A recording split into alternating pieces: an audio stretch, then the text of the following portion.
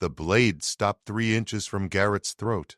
Queen Vesra watched her husband stand motionless in the royal chamber as Captain Thorax held the plasma edge steady. The Krell warrior's forearms trembled with the effort of maintaining control, black eyes wide with confusion. "Move," Thorax hissed through mandibles that clicked with frustration. "Fight back, human." Garrett didn't blink. His brown eyes remained calm, focused on something past the weapon, past the threat. Vesra felt her scaled chest tighten. This was the 3rd assassination attempt this cycle, and still her husband refused to defend himself properly. She'd chosen him from Earth's diplomatic corps 2 solar years ago, drawn to his quiet intelligence and strange human charm. Her counsel had warned her. Humans were soft, weak, barely worth notice in a galaxy of apex predators. Now she believed them.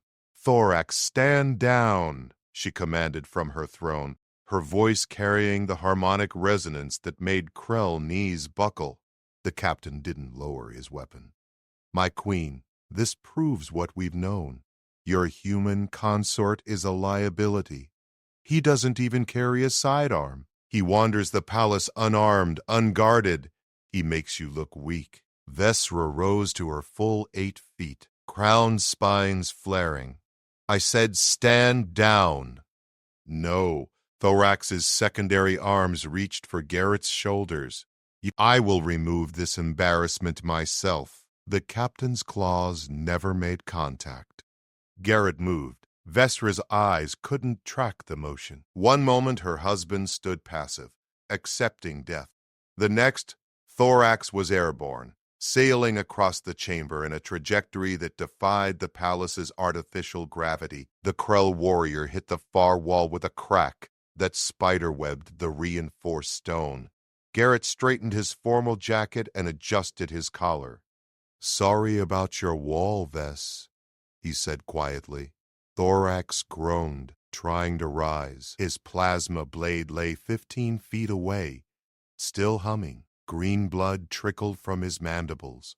Vesra stared at her husband, really looked at him. His heart rate hadn't elevated. His breathing remained steady. His hands showed no defensive wounds, no strain. He'd thrown a 400-pound Krell warrior across her throne room like he was tossing aside a towel.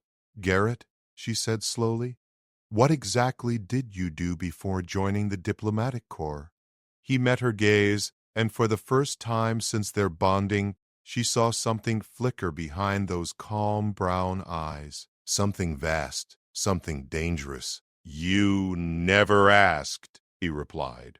Thorax charged with a roar, all forearms extended, claws seeking flesh. Garrett sighed. "Vesra, you might want to look away for this part." Thorax's charge ended before it began. Garrett sidestepped with minimal effort, his movement precise and economical. The Krell captain's momentum carried him forward into empty air. Garrett's hand shot out, fingers closing around one of Thorax's wrists. He pivoted, used the warrior's own velocity against him, and sent the captain tumbling across the polished floor. This time Thorax rolled with the impact, coming up in a combat stance that Vesra recognized from 1,000 training sessions. The captain was done underestimating. "You hide well, human," Thorax spat. "But I am Krell. We are bred for war."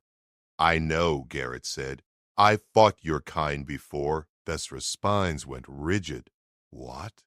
But neither male answered. Thorax lunged again, this time with disciplined strikes, each arm attacking from a different angle. His species had evolved to overwhelm opponents with simultaneous attacks that no two-armed being could counter. Garrett countered them all. He slipped past the first claw, blocked the second with his forearm, ducked under the third, and caught the fourth mid-strike. Then he twisted. Thorax screamed as his exoskeleton cracked. Garrett released him and stepped back, giving the captain space to retreat. Thorax didn't retreat. He attacked with renewed fury, mandibles wide, going for Garrett's throat with his crushing bite. It was a killing move, one that had ended 100 duels in the Krell arenas. Garrett's palm struck Thorax's chestplate dead center. The sound echoed like a thunderclap. Thorax flew backward again, this time crashing through the chamber doors. He landed in the outer corridor, groaning, curling into a defensive ball. 2 palace guards rushed to his side, their own weapons drawn and aimed at Garrett. "Stand down," Vesra commanded, her voice cutting through the chaos. "All of you, stand down now." The guards hesitated, then lowered their weapons. They helped Thorax to his feet. The captain swayed, favoring his cracked ribs. His breathing labored. "Take him to the medical wing," Vesra ordered. "And seal this corridor. No one enters or leaves without my direct command." The guards obeyed, half carrying Thorax away. The chamber fell silent, except for the hum of the gravity generators. Vesra descended from her throne, each step deliberate. She stopped 5 feet from her husband. Studying him with new eyes, he stood exactly as he always did, hands at his sides, expression neutral.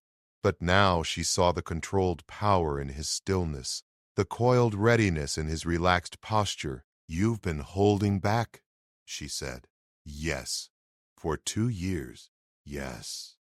"Why?" Garrett finally showed emotion.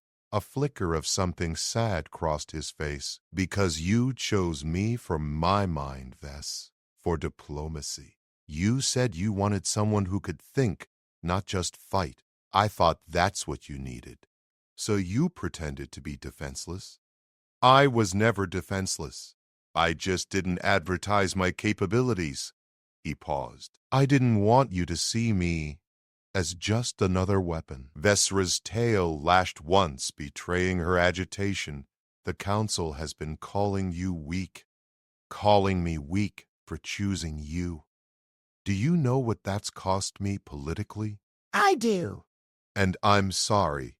Garrett's voice remained steady. "But if I'd shown my hand earlier, you would have used me differently. Sent me on military missions, combat operations. I'd have become your enforcer, not your partner. You don't know that, don't I?" He met her eyes. "Vess, every leader in this galaxy solves problems with force. It's why you're all stuck in the same territorial conflicts you've been fighting for centuries. I came here to offer Earth's perspective, to show that humans think differently." Vesra's claws extended involuntarily. "By letting my own guards plot against you, by making me look like a fool, by proving that strength doesn't have to be displayed to exist." Garrett took a step closer. "I knew about every assassination attempt. I knew Thorax was planning this for weeks. I let it happen because I needed you to understand something." "Understand what? That I stayed alive not because I'm weak, but because I chose not to kill anyone who came at me." His voice dropped lower. "Every single one of those assassins is still breathing because I allowed it." "That's not weakness, Vess. That's control." The words hit her like a physical blow. She thought back through the attempts, the near misses, the times she'd found Garrett unharmed in situations that should have killed him. She'd attributed it to luck or intervention from loyal guards. She'd never considered that he was orchestrating his own survival. "Who are you really?" she asked. Garrett smiled, but it didn't reach his eyes. "I'm exactly who I told you I was. A human diplomat who wants to build bridges between Earth and the Krell Empire." He paused. "I just didn't mention what I did before that." "Tell me now." "Earth Special Operations, 12th Division. I specialized in xenobiological combat scenarios." Vesra's blood went cold. She knew that designation. Every major power in the galaxy knew it. The 12th Division didn't exist officially, but rumors spoke of human operators who could infiltrate any species, adapt to any environment, eliminate any target. They were ghosts, legends. They were nightmares. "You're one of the phantoms," Vesra breathed. Garrett's expression didn't change. That's what some species call us. We prefer the term specialists. Specialists. Vesra's laugh came out harsh. The beings who toppled the Braxian warlords, who ended the siege of Kepler Station in 48 hours, who walked into the hive mind central nexus and walked back out. She circled him slowly, reassessing everything. Those specialists. I was part of those operations, yes. How many kills does it matter? Answer me. Garrett's jaw tightened. Confirmed? 217. But I stopped counting after the first year. The numbers should have shocked her. Instead, Vesra felt something else entirely. Understanding. The way he moved through the palace wasn't caution. It was threat assessment. His calm demeanor wasn't passivity. It was discipline. Every conversation, every diplomatic meeting, every moment he'd spent at her side had been a phantom operating in deep cover. Why retire, she asked. Why leave that life for this? Because I got tired of killing. Garrett's voice carried weight now, years of buried exhaustion. The 12th Division doesn't retire its operators, Vess. We burn out or we die. I was heading for burnout fast. Then Earth proposed a cultural exchange program with the Krell Empire, and I saw a way out. So you manipulated your way into my court. No. He turned to face her directly. I applied legitimately. Passed every background check your intelligence services ran. They saw my diplomatic credentials, my language certifications, my cultural training. All of it real, all of it earned after I left active duty. But you didn't tell them about your past. Earth's government sealed those records. As far as official documentation shows, I was military intelligence, desk work, analysis. Garrett spread his hands. I didn't lie to you, Vess. I just didn't volunteer information that would have destroyed any chance of a normal life. Vesra stopped pacing. And when I chose you as consort, when I brought you into the royal family, I nearly refused, nearly walked away. Garrett's voice softened. But then I realized something. You didn't choose me for my combat record. You didn't know about it. You chose me because you genuinely wanted a partner who valued intelligence over violence. That meant something. It meant I was a fool. It meant you saw past the surface. He stepped closer, closing the distance between them. Every other queen in Krell history has chosen the strongest warrior they could find. You chose differently. That took courage. Vesra wanted to believe him. Vesra wanted to believe him. But 2 years of perceived weakness had damaged her standing. The council questioned her judgment daily. 3 noble houses had withdrawn their support. Military commanders spoke of her reign in past tense, already anticipating her replacement. Courage doesn't hold a throne, she said bitterly. Strength does. Then let me ask you something. Garrett's eyes locked onto hers. If I'd shown up 2 years ago as a phantom, if you'd known what I was, would you have married me? The question cut deep. Vesra knew the answer immediately. She would have used him, deployed him, sent him against her enemies like a precision weapon. He would have been invaluable as an asset, but she never would have trusted him as a partner. No, she admitted quietly. Exactly. Because you would have seen the killer first, and the person second. Garrett's hand moved to her arm, gentle despite the power she now knew it contained. I didn't want to be your weapon, Vess. I wanted to be your husband. An alarm shrieked through the palace. Both of them tensed. Vesra's communication implant activated instantly, flooding her mind with tactical data. Red warnings cascaded across her vision. Report, she commanded. Commander Zix's voice came through, tight with urgency. My queen, we have multiple breaches. The Talon fleet just dropped out of hyperspace above the planet. 18 warships. They're demanding your immediate surrender. Vesra's spines flared fully. The Talon fleet belonged to House Krenth. Her primary political rival, Lord Krenth, had been waiting for an excuse to challenge her rule. Apparently, he decided to stop waiting. "Battle stations," she ordered. "Activate planetary shields. Scramble all defense squadrons." "Already done, my queen. But our fleet is outnumbered 3-1. Krenth is broadcasting on all channels. He claims your weakness has made the Empire vulnerable. He's invoking the right of conquest." Vesra's blood turned to ice. The right of conquest was ancient law, rarely invoked but legally unbreakable. If a noble house could prove the ruling queen was unfit, they could challenge for the throne through direct military action. The rules were simple: defeat the queen's forces, and the throne transferred by right. "How long until they reach firing range?" she asked. 12 minutes. She looked at Garrett. He was already moving toward the chamber's tactical display, his fingers dancing across the controls with practiced efficiency. The holographic star field appeared, showing the Talon fleet's positions, their approach vectors, their probable attack patterns. "They're running a standard Krell assault formation," Garrett said, analyzing the display. "Heavy cruisers at the front, carriers in the middle, support vessels at the rear. It's textbook." "Then you know we can't win a straight fight," Vesra said. "Not with these numbers." Garrett's smile was different now. Not the gentle diplomat smile she'd grown accustomed to. This smile was sharp, dangerous. "Who said anything about a straight fight?" Garrett's fingers flew across the tactical display, pulling up system schematics Vesra didn't know existed in the palace database. "Ves, I need full command authorization for your defense grid," he said, his tone clipped and professional. "And access to communication channels, military frequencies, everything." "You're not military command.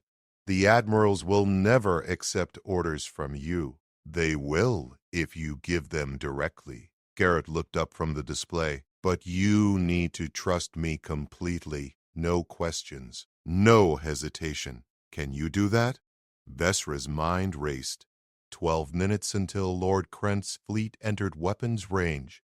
12 minutes to decide if her husband was her greatest asset or her final mistake. Every instinct screamed that warriors didn't win battles from palace chambers. They won them in space with firepower and fury. But those same instincts had called Garrett weak. 582 enactment, she said. "Palace AI, transfer tactical command to Garrett Chen, Royal Consort. Full access." The AI chimed acknowledgement. Garrett's hands moved even faster now, opening channels, accessing systems, building something Vesra couldn't follow. "Commander Zix," Garrett said into the comm. "This is Royal Consort, Garrett. I'm transmitting new fleet positions. Execute immediately." "Consort?" Zix's confusion bled through the channel. "My queen, what is happening?" "Follow his orders," Vesra commanded. "Treat them as my own." A pause. Then, acknowledged. On the tactical display, Vesra watched her defense fleet begin moving. But they weren't forming standard battle lines. Instead, they scattered, breaking into small groups, creating gaps in their formation that invited attack. "You're making us look weaker," she said. "I'm making Krenth think he's already won." Garrett pulled up another screen, this one showing the Talon fleet's command ship. "He's expecting you to fight like a Krell, honorable, direct, predictable." He glanced at her. "But you married a human." The tactical clock showed 9 minutes. Garrett opened a channel to the palace engineering section. "Chief Engineer Valna, I need you to route all power from the eastern defense grid to the northern emitters. Make it look like a malfunction. That will create a massive gap in our shields." Valna protested. "That's the idea. Do it now." Vesra watched the eastern shields flicker and die. Lord Krenth would see that. He'd interpret it as panic, as system failures under pressure.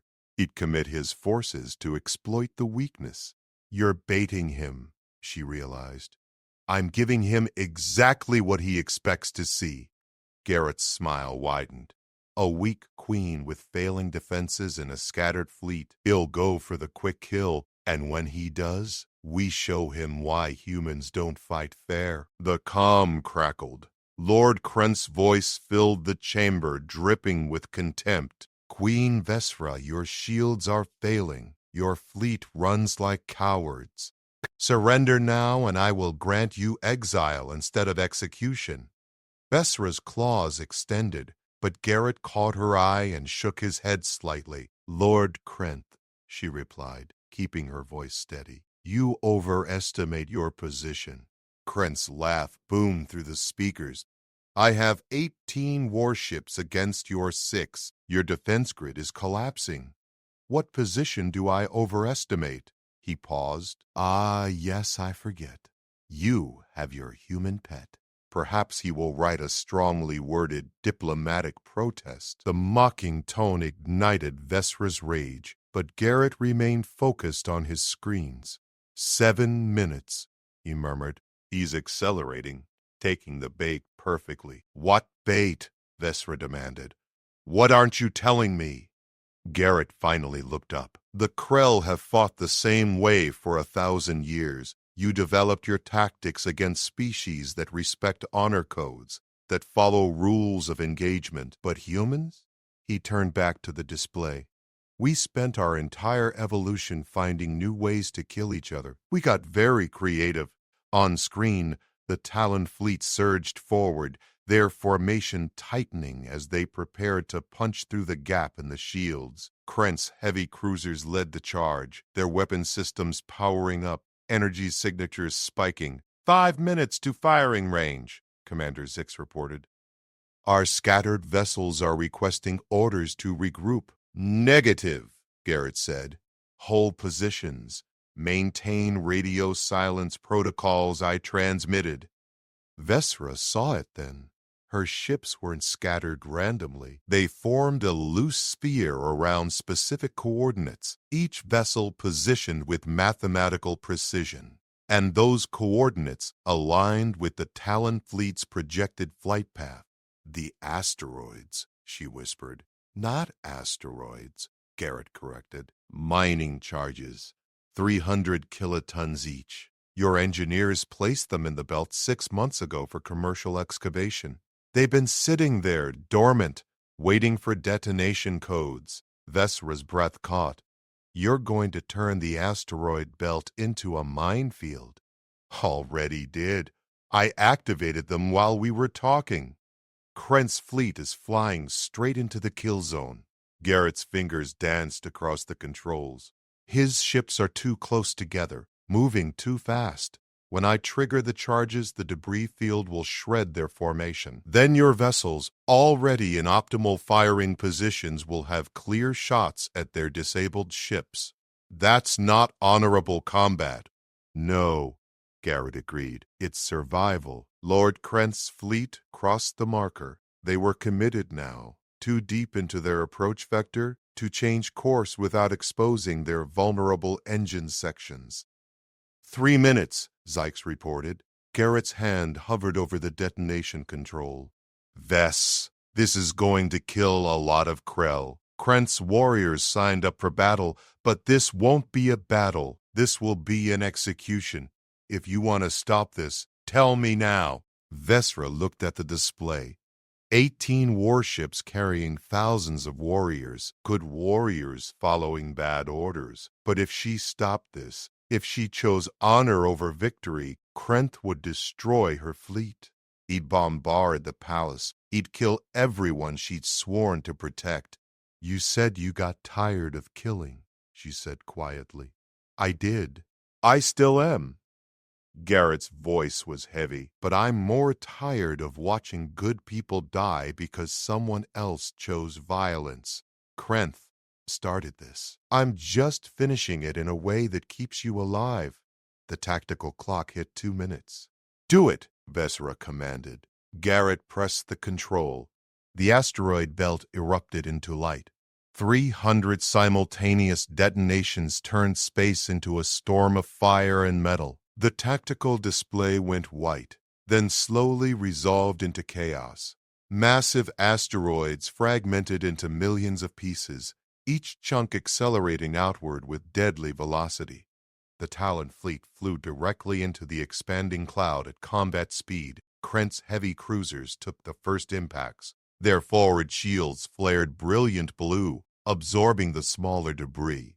But the larger fragments punched through, tearing into armor plating, rupturing hull sections. One cruiser's port side crumpled like paper as a boulder-sized chunk of iron-rich rock struck its engineering deck. Now, Garrett said calmly, Vesra's scattered defense fleet stopped retreating. Each vessel fired from their predetermined positions, their weapons converging on targets that were already crippled and bleeding atmosphere. Plasma torpedoes found exposed reactor cores. Kinetic rounds shattered damaged shield emitters. The ambush was surgical and devastating. "My queen!" Commander Zix's voice carried awe and horror equally. 4 enemy cruisers are disabled. 2 carriers have lost primary power. The support vessels are breaking formation. On the display, the Talon fleet's perfect assault formation disintegrated. Ships tried to reverse course, but momentum and debris made retreat impossible. More impacts hammered their hulls. More systems failed. Lord Krent's command ship, the Talon's Pride, pushed through the carnage. Its shields held stronger than the others, reinforced layers absorbing punishment that would have destroyed lesser vessels. Krent was broadcasting now, his voice ragged with fury. "Coward tactics. You hide behind tricks and traps like a scavenger."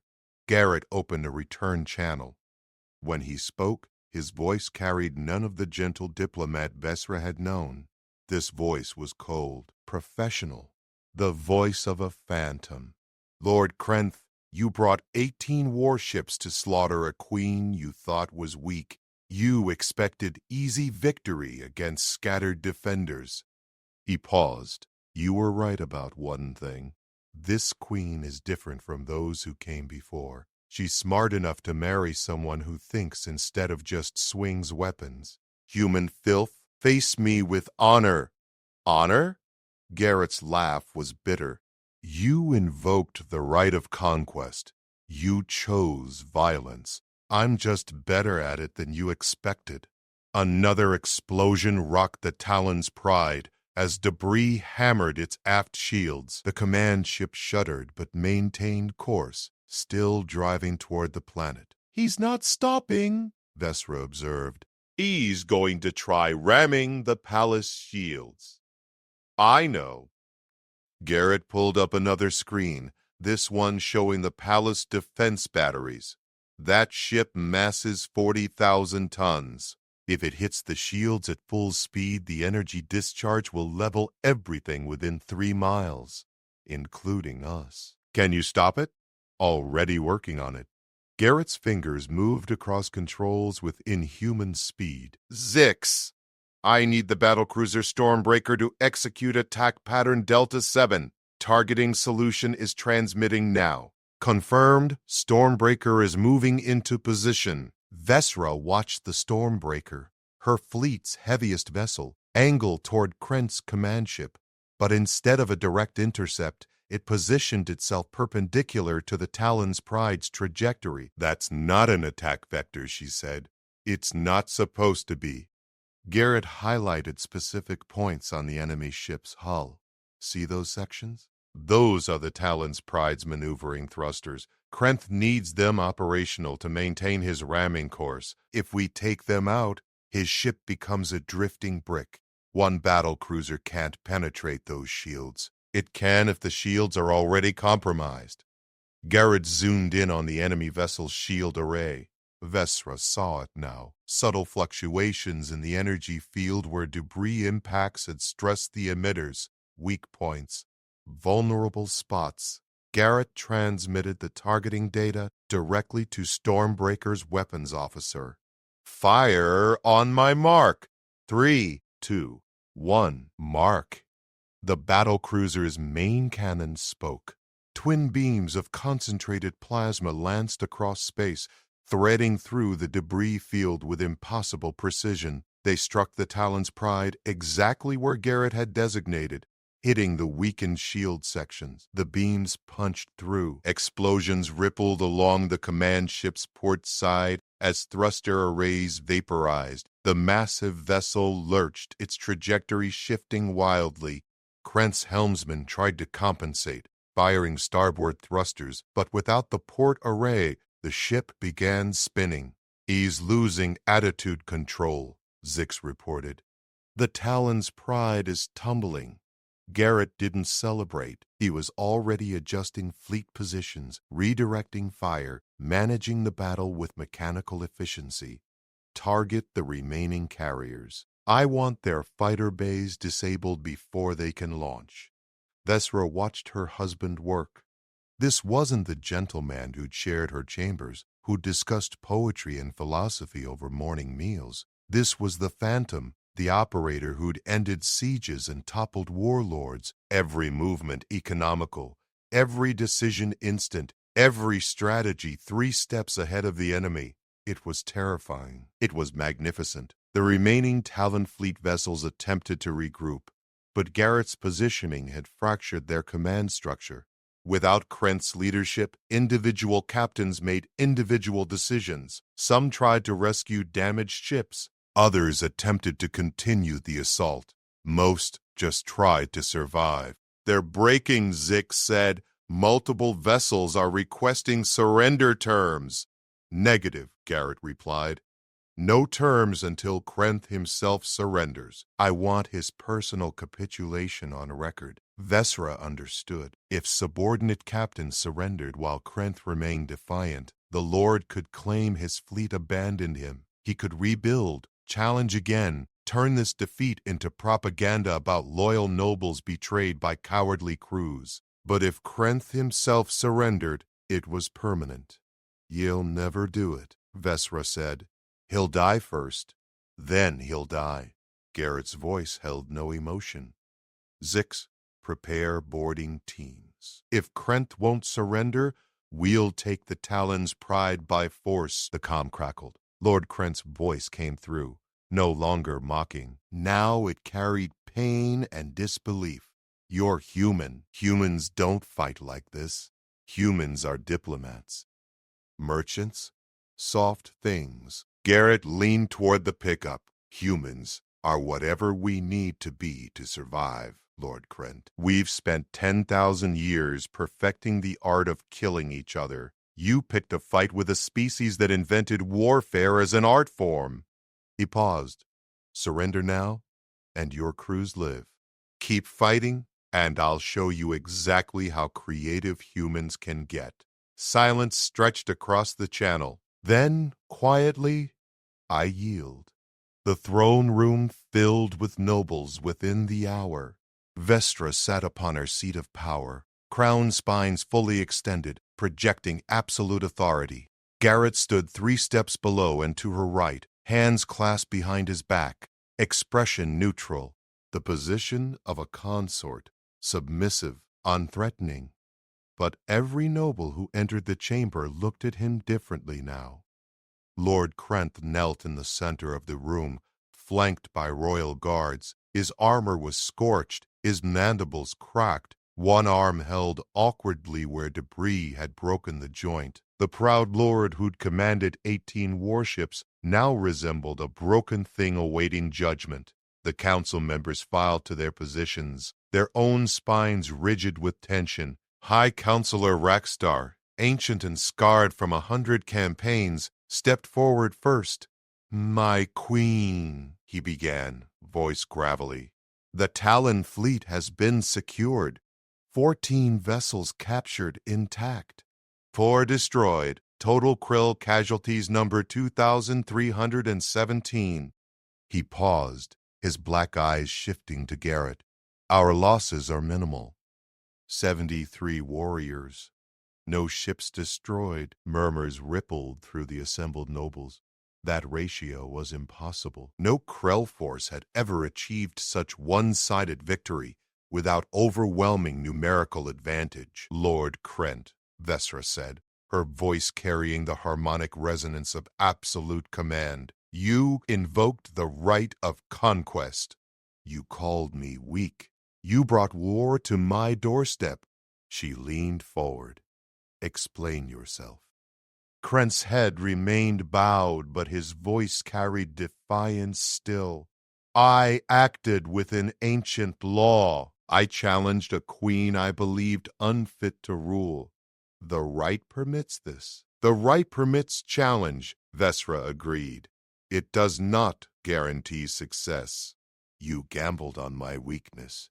You lost. I lost to human deception. Krent's head snapped up, his remaining good arm gesturing at Garrett. That creature used dishonorable tactics, mining charges, ambush positions. He turned battle into assassination. He turned your invasion into defeat, Vesra corrected. Had you succeeded, would you now lecture me about honor? Or would you be standing where I sit, proclaiming your strength? Krent's mandibles clicked in frustration, but he had no answer. Counselor Rackstar spoke again. My queen, while Lord Krent's defeat is absolute, his accusation raises valid questions. The tactics employed were not Krell. They were human, foreign. He looked directly at Garrett. Perhaps the council deserves explanation of exactly what your consort is. Garrett remained silent, awaiting Vesra's permission to speak. She gave a slight nod. I'm a retired military specialist, Garrett said simply. I used that training to defend my queen and her people. Nothing more. Nothing more? Another counselor, Lady Veshna, stepped forward. Her scales were deep purple, marking her as nobility from the Southern Territories. Records have surfaced, human. Earth's diplomatic corps was very thorough in sealing your past, but our intelligence services are equally thorough in unsealing secrets. She produced a data tablet. 12th Division, the Phantoms. 43 operations across 12 systems. You were one of Earth's most effective killers. The throne room went silent. Vesra kept her expression carefully neutral, though internally she cursed her intelligence services for working too well. She'd hoped to control the revelation to frame Garrett's past in context that benefited her rule. Instead, the council had done their own digging. Is this true? Demanded Lord Cakesful, a military commander whose support Vesra desperately needed. You brought an assassin into our royal house? I brought a protector, Vesra countered, as today's victory proves. You brought a weapon you couldn't control, Veshna pressed. What happens when this weapon turns on you, my queen? What happens when his human masters order him to strike? Garrett's jaw tightened, the first sign of emotion Vesra had seen since the battle ended. I have no masters. I left that life. Did you? Veshna circled him slowly, her tail lashing. Or you simply embedded deep, a patient operative waiting for the perfect moment to strike at the heart of the Krell Empire. That's absurd, Vesra said, but even she heard the uncertainty in her own voice, because wasn't that exactly what a deep-cover phantom would do? Marry into royalty, gain trust, wait for the perfect opportunity? Garrett had admitted he'd known about the assassination attempts. He'd let them happen. What else had he manipulated? My queen, Rackstar said gently, we do not question your judgment in choosing an intelligent consort, but we must question the security implications of having an Earth special operator with unrestricted palace access. He just saved your lives, Vesra snapped. Or he eliminated a rival who threatened his position, Veshna suggested. Lord Krent's challenge would have resulted in a new queen, a new consort. Perhaps this human simply protected his own interests. Garrett's hands remained clasped behind his back, but Vesra saw the tension in his shoulders. He was being tried in everything but name, and worse. Some of the accusations held uncomfortable logic. I propose a formal inquiry, Veshna continued. Let the consort submit to deep neural scanning. If his loyalty is genuine, he has nothing to fear. Neural scanning can be fatal to humans, Garrett said quietly. Our brain chemistry is different. The process could kill me or leave me brain damaged. Then you refuse? Veshna smiled, showing rows of sharp teeth. How convenient. The council members shifted, their body language screaming consensus. They wanted this, wanted to test Garrett, to prove he was a threat, or failing that, to eliminate him through the testing process itself. Vesra felt control slipping. The same nobles who'd questioned her weakness now questioned her judgment. Garrett's victory had proven his capability, but it had also revealed secrets that made him dangerous in their eyes. She needed to regain initiative. There will be no neural scanning, Vesra declared, but there will be transparency. She looked at Garrett. Tell them everything. Your service record, your operations, every detail you've hidden. Let the council judge for themselves whether you're a threat. Garrett met her eyes, and for a moment she saw hurt there. She was asking him to expose wounds he'd spent years trying to heal, to relive horrors he'd retired to escape. But he nodded. All right, he said. Where do you want me to start? The beginning, Vesra replied. Tell us how a human becomes a phantom. Garrett's voice was steady, but his eyes looked past the assembled nobles, seeing things they couldn't. I was 17 when the Vraxian warlords hit Earth's outer colonies. They killed 40,000 civilians in the first week. My parents and younger sister were on Ganymede Station when it fell. He paused. I enlisted the day after I received confirmation they were dead. The military put me through accelerated training, identified me as suitable for specialized operations. By 19, I was running infiltration missions behind enemy lines. The throne room remained silent. Even hostile nobles listened. The 12th Division doesn't recruit, Garrett continued. It selects. They took 20 candidates from my training group. Only 4 of us survived the qualification course. We learned to adapt to alien environments, to think like different species, to exploit weaknesses in biology and psychology that other humans couldn't see. His hands unclenched slightly. We learned to win at any cost. How many operations? Rakstar asked, his tone less accusatory now. 43 confirmed. Probably more that remain classified. Garrett's gaze refocused on the council. The Vraxian campaign. The siege of Kepler. The hive mind incursion. Every time humanity faced extinction, they sent us. Every time diplomacy failed, we became the alternative. Lady Veshna leaned forward. And you expect us to believe you simply walked away from that life? No, Garrett said. I expect you to understand why I had to. He took a breath. My last operation was the hive mind central nexus. Intelligence said we needed to destroy their queen to break their neural network. I led a 4-person team into the core. We fought through 6 miles of living tunnel, lost 2 operators in the first hour, and finally reached the chamber. His voice went quieter. The queen was massive, beautiful in a terrible way, and she was protecting her eggs. Thousands of them. The mission parameters were clear. Destroy everything. Complete sterilization. Ensure the hive mind could never regenerate. Garrett's hands clenched again. So I planted the charges. Armed them, prepared to execute the mission. But you hesitated, Vesra said softly. I saw something in her eyes. Recognition. She knew what I was doing. She could have attacked, could have killed me easily. Instead, she just wrapped herself around her eggs, protecting them even though she knew it was useless. Garrett's voice cracked slightly. I completed the mission, detonated the charges, killed her and every egg, ended the hive mind threat. The throne room remained silent. I made it back to extraction. Received commendations. They wanted to send me on the next operation immediately. He looked at Vesra. That's when I realized I couldn't do it anymore. I'd become exactly what the enemy feared: efficient, ruthless, empty. He spread his hands. So I requested discharge.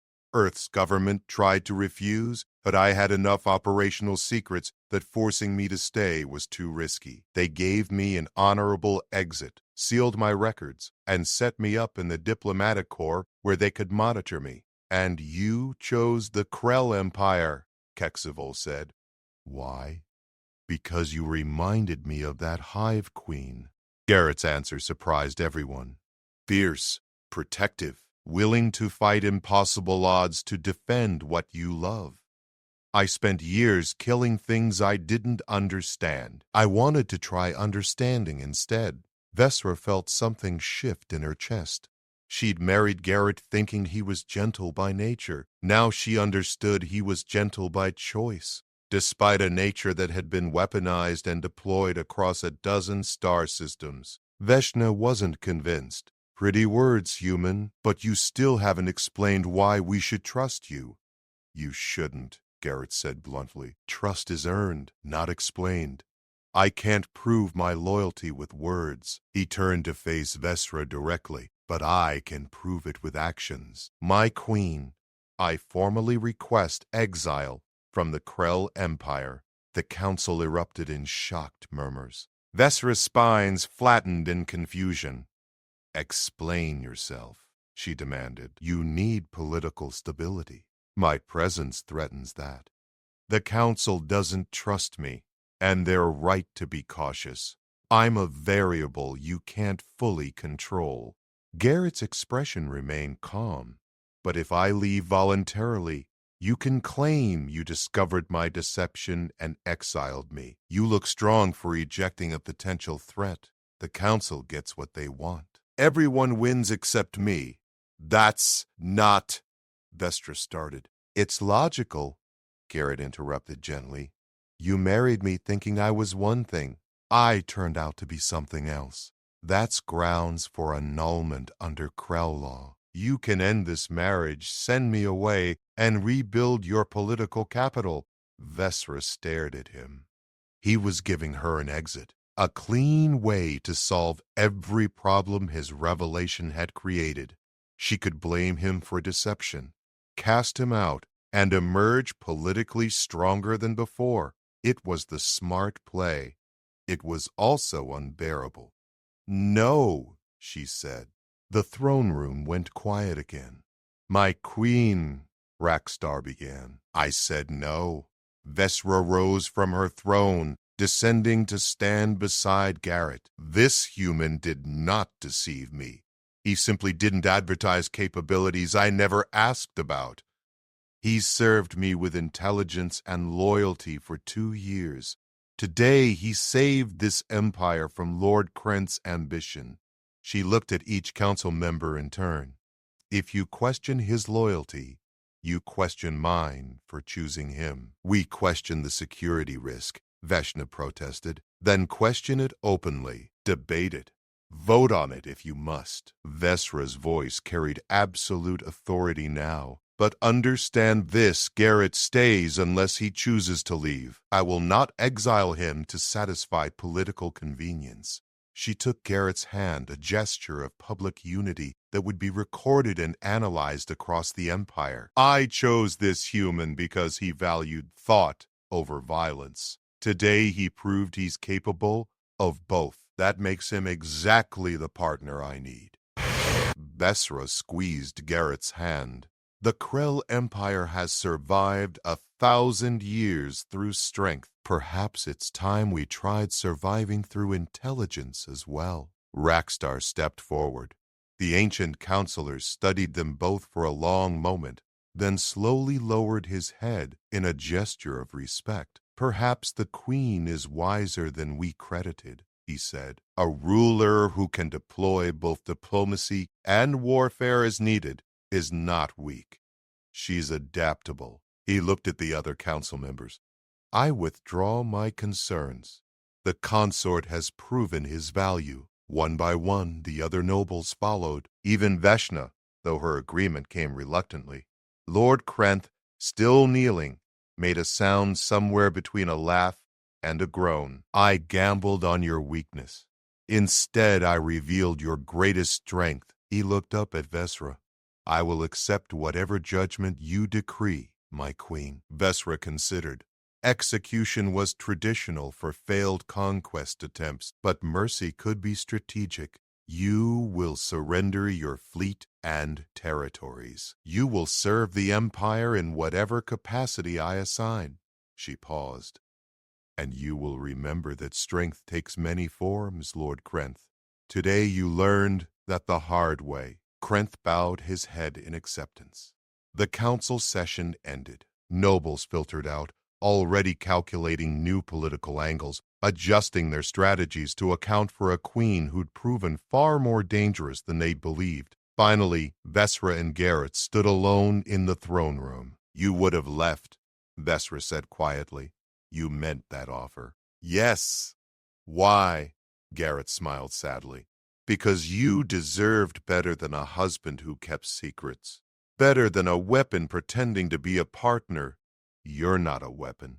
I was. Maybe still am. He looked at their joined hands. But I'm trying to be something else. Someone else. You helped me believe that was possible. Vesra pulled him closer. Then let's keep believing it. Together. Outside the palace, the stars shone cold and distant. The Talon fleet sat captured in orbit, a monument to the day's victory. Somewhere in Earth's diplomatic corps, sealed records were being frantically reviewed as news of the battle spread. The Phantom had been revealed, but he'd also been accepted. And in a galaxy where strength was worshipped above all else, Garrett and Vesra had proven that intelligence could be the deadliest strength of all.